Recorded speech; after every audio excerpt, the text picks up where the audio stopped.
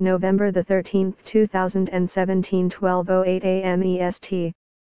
Last updated November 13, 2017, 8:26 a.m. EST.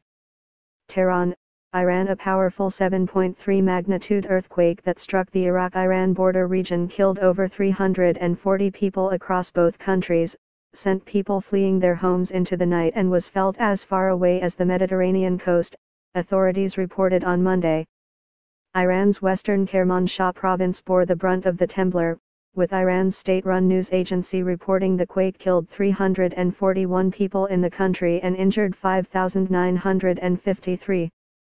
The area is a rural, mountainous region where residents rely mainly on farming to make a living. In Iraq, the earthquake killed at least 7 people and injured 535 there, all in the country's northern, semi-autonomous Kurdish region, according to Iraq's Interior Ministry. The magnitude 7.3 quake was centered 31 kilometers outside the eastern Iraqi city of Halabja, according to the most recent measurements from the U.S. Geological Survey.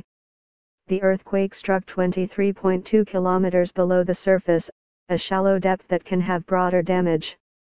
Magnitude 7 earthquakes on their own are capable of widespread, heavy damage.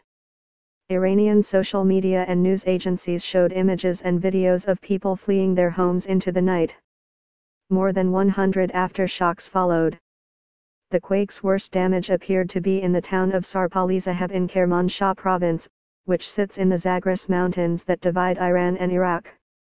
Kakab Fard, a 49-year-old housewife in Sarpalizahab, said she could only flee empty-handed when her apartment complex collapsed. Immediately after I managed to get out, the building collapsed, Fard said. I have no access to my belongings. Reza Mohammadi, 51, said he and his family ran out into the alley following the first shock he felt. I tried to get back to pick some stuff, but it totally collapsed in the second wave, Mohammadi said. Those in Sarpalizahab also said the power and water were out in the town as telephone and cell phone lines were spotty. Iran's supreme leader Ayatollah Ali Khomeini offered his condolences on Monday morning and urged rescuers and all government agencies to do all they could to help those affected, state media reported. President Hassan Rouhani is scheduled to tour earthquake-damaged areas Tuesday.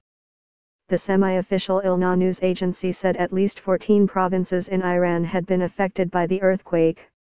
Officials announced that schools in Kermanshah and Ilam provinces would be closed on Monday because of the tremor.